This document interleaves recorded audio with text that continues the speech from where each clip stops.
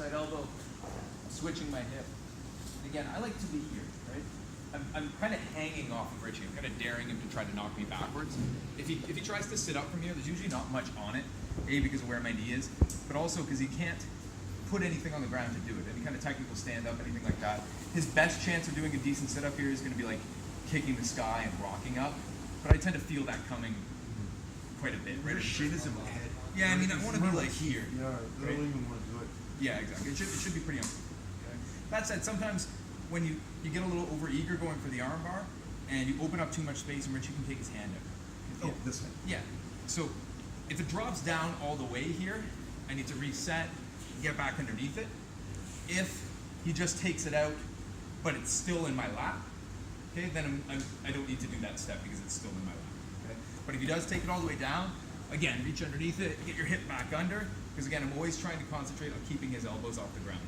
Okay? So now I'm in basically the same position, only difference is his elbows in front of my armpit instead of in the back. Okay? I can still armbar this, it's just going to look a little different.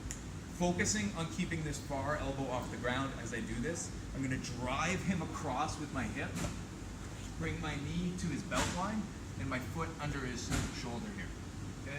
From here I'll step over, sit back, keeping the far elbow. Okay? We talked about this the other day. This shuts down a lot of escapes for Richie if I can keep his far elbow. Okay?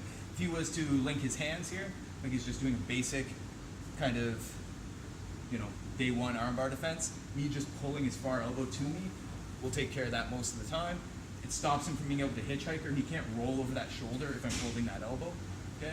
And in the event he decided he was going to go to a rear naked choke grip, yeah, exactly, something like this, I'm in a better position here to immediately start switching to attack the other side based on those grips. Okay? So anytime I can keep the far elbow on my arm bars, I want to do that. So here, switching, coming to attack, I get a little lazy and I lose the control in the armpit, or maybe I'm just not great at that arm bar and I'd rather finish it a bit more traditionally, and I'd rather have it in front of me. You can let it go here, that's fine too. I want to do the heavy lifting of pushing his elbow across with my hip, not with my arm. For me to grab this and be like, oh, I'm going to push it across, it's pretty tough. I want to do this with my hip, okay? So again, keeping the far elbow, I'll drive it with my hip, switch my knee to his belt, my foot here. I can step over, I can do that in one motion or two. As long as I have both elbows, it shouldn't make a big difference. When I sit back, this knee comes to the sky as soon as possible, and I keep the far elbow. Okay? When you get to your actual finish, if you need to let go and control two hands on the wrist, that's fine. But most of the time, you should be able to finish here.